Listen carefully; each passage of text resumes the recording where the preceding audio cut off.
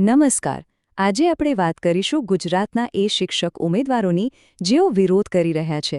ચાલો સમજીએ આ આખી વાત શું છે. ગાંધીનગરના રસ્તાઓ. ત્યાં હજારો ભણેલા ગણેલા યુવાનો ભેગા થયા છે. પણ કેમ? કોઈ તહેવાર નથી, કોઈ ઉજવણી નથી. એ લોકો તો પોતાના હક અને ભવિષ્ય માટે અવાજ ઉઠાવવા આવ્યા છે. અને આ દ્રશ્ય એ એક મોટા સંઘર્ષની શરૂઆત છે. જી હા, આપણે વાત કરી રહ્યા છીએ ગાંધીનગરમાં થયેલા એક જોરદાર વિરોધ પ્રદર્શનની. અને જુઓ, આ કોઈ સામાન્ય વિરોધ નથી. આ અવાજ છે એવા ઉમેદવારોનો જેઓ ભણાવીને દેશનું ભવિષ્ય ઘડવા તૈયાર છે, પણ લાગે છે કે સિસ્ટમ જ તેમને તક નથી આપી રહી. તો સવાલ એ છે કે આ વિરોધ કરી કોણ રહ્યું છે? વેલ, આ એ ઉમેદવારો છે જેમણે વિદ્યા સહાયક એટલે કે અસિસ્ટન્ટ ટીચર બનવા માટેની ટેટ-1 પરીક્ષા પાસ કરી છે. આ લોકો ગાંધીનગર એટલા માટે ભેગા થયા છે કારણ કે એમની કેટલીક માંગણીઓ છે જે ઘણા સમયથી પડતર છે અને શિક્ષણ વિભાગ એને સાંભળતું જ નથી. તો ચાલો જરા નજીકથી જોઈએ કે આ ઉમેદવારો છે કોણ, એમની લાયકાત શું છે. આ સમજવું જરૂરી છે જેથી આખો મુદ્દો બરાબર પકડમાં આવે. જુઓ, આ ઉમેદવારોની લાયકાતનો મુખ્ય આધાર છે ટેટ-1ની પરીક્ષા. અને આ કોઈ એવી તેવી પરીક્ષા નથી. ગુજરાતમાં જો કોઈને પ્રાથમિક શાળામાં એટલે કે ધોરણ 1 થી 5માં ટીચર બનવું હોય તો આ પરીક્ષા પાસ કરવી જ પડે, કમ્પલસરી છે. અને જે લોકો વિરોધ કરી રહ્યા છે એ બધા જ આ અઘરી પરીક્ષા પાસ કરી ચૂક્યા છે. જરા એમની સફર પર નજર તો કરો. પહેલાં તો વર્ષો સુધી દિવસ-રાત એક કરીને મહેનત કરી, પછી TET-1 જેવી અઘરી પરીક્ષા પર પાસ કરી લીધી. અને હવે બસ ભરતીની રાહ જોવાની.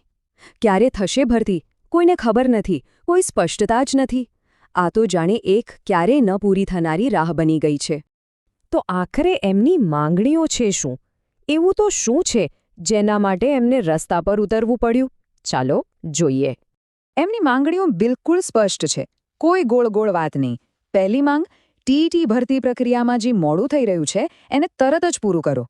બીજી, ધોરણ 1 થી 5ની શાળાઓમાં જે જગ્યાઓ ખાલી પડી છે એના પર ફટાફટ ભરતી કરો.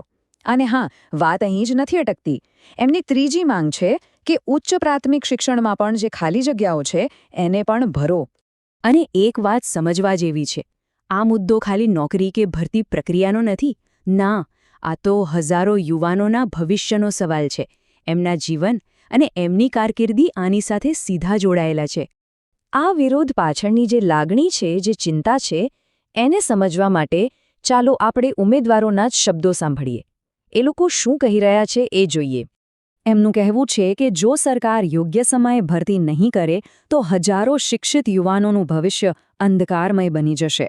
બસ આ એક વાક્ય આખી પરિસ્થિતિને બયાન કરી દે છે. આ ખાલી એક નિવેદન નથી, આ એક ચેતવણી છે, એક દર્દભરી પુકાર છે.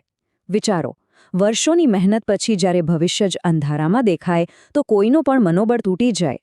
તો હવે આ વિરોધ પછી આગળ શું?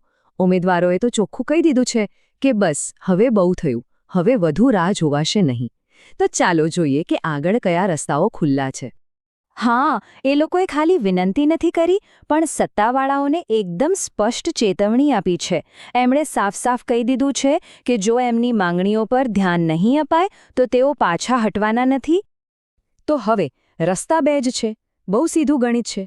જો સરકાર એમની માંગણીઓ માની લે તો સમસ્યાનો ઉકેલ આવી જશે, બધું શાંત થઈ જશે. પણ જો માંગણીઓ ન સ્વીકારાય તો ઉમેદવારોએ આંદોલનનો માર્ગ અપનાવવાની ચીમકી આપી છે. જો કે વિરોધ અને ચેતવણીની સાથે સાથે ઉમેદવારોએ વાતચીતનો દરવાજો બંધ નથી કર્યો. એમણે લેખિતમાં રજૂઆત પણ કરી છે. એમને હજી પણ આશા છે કે સરકાર જલ્દીથી કોઈ સાચો નિર્ણય લેશે અને આ મુદ્દો શાંતિથી ઉકેલાઈ જશે. અને અંતે આખી વાત આપણને એક મોટા સવાલ પાસે લાવીને ઊભા રાખી દે છે. આ હજારો શિક્ષિત યુવાનો જેમણે પોતાની કાબેલિયત સાબિત કરી દીધી છે, એમનો અવાજ ક્યારે સંભળાશે? અને સૌથી અગત્યનો સવાલ, એમને ન્યાય ક્યારે મળશે? આ એ સવાલ છે જેનો જવાબ અત્યારે તો ભવિષ્ય જ આપી શકે છે.